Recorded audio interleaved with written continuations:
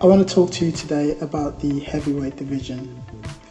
I think most of you would agree that we're currently in a golden era of the heavyweight division in boxing. Hatman also actually predicted this quite some time ago because I've seen his videos, and I agree with him. But what I want to talk to you today is about an analogy that I think currently exists between the top three in the heavyweight division. I think what we're witnessing here are the three protagonists in boxing, heavyweight boxing: Anthony Joshua, Deontay Wilder, and Tyson Fury. I'd like to call them the good, the bad, and the ugly of the heavyweight division.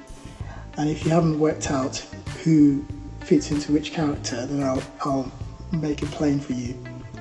Anthony Joshua is the good, Deontay Wilder is the bad, and Tyson Fury is the ugly. Before you go jumping onto guns, let me just explain myself a bit. I think Anthony Joshua is the good in this particular pantomime for the following reasons.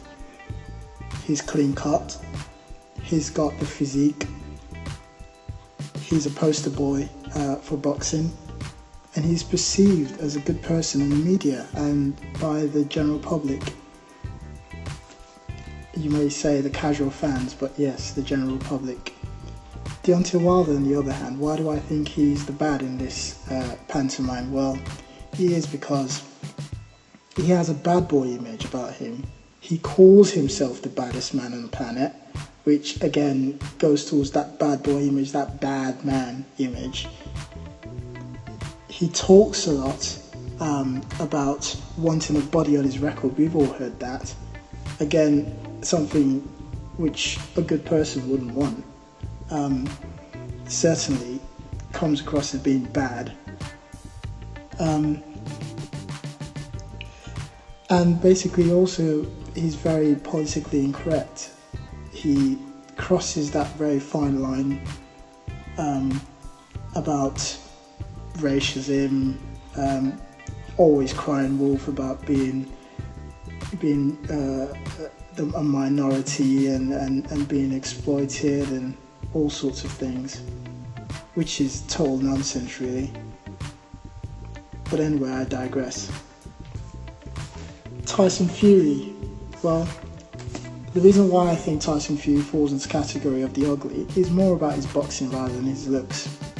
I'm not going to cast any aspersions on Tyson Fury about his looks, but his boxing is considered by most as boring, but very effective, and that's why he's at the top.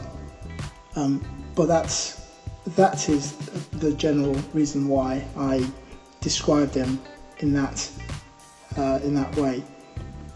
Now, how does this whole story end? It is a story. It is a very fascinating story. This one of the heavyweight division that we've currently got here, I think, is very exciting, and that's why there's a lot of buzz around it. But if we've all seen the film, The Good, the Bad, and the Ugly, we know how that ended. For those who don't know, I'll just give a very brief summary of how that ended. Basically, the good, who is played by Clint Eastwood, basically killed the bad, who was called Angel Eyes in The Good and Bad and the Ugly, and the ugly was basically put into a hangman's noose with his share of the spoils left beside him, whilst Blondie, the good, sailed into the sunset with his share of the money. And I think that's exactly what's going to happen in the heavyweight division. Ultimately, Deontay Wilder is going to get beat by Anthony Joshua. Tyson Fury, he's going to be stuck somewhere in the middle there, potentially being beat by Anthony Joshua as well, and Anthony Joshua takes all the spoils and runs away. Very simplistic, you might say, but that's my prediction. But let's see how this whole pantomime plays out, shall we? But there we are. That's my take on the current state of the heavyweight division. Very exciting, very good. We've got the protagonists, we've got antagonists, and we've got a great ingredient for fantastic heavyweight division brewing. I hope you've enjoyed the video. Take it easy.